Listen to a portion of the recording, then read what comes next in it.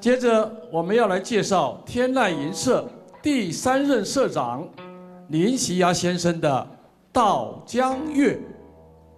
道江是大稻埕的另一个旧名称。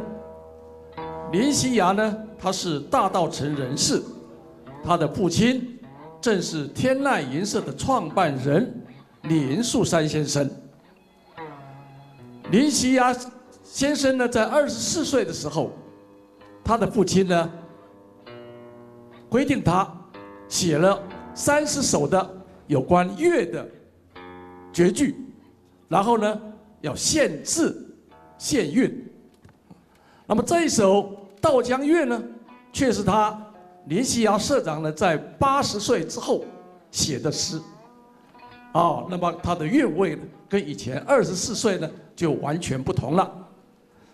80年来，自己的年华老去，却很羡慕淡水河边的婵娟的月色历久不变。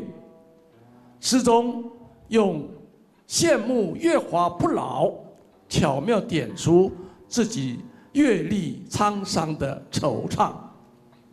我们邀请到文学博士张富君老师来为我们吟唱这首《道江乐》，请大家以热烈的掌声欢迎。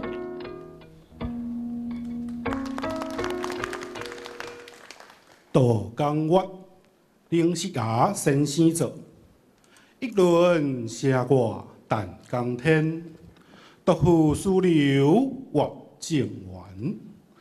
80年来我已老，现娘不见旧仙关。一轮霞挂淡江天，独负丝流月正圆。80年来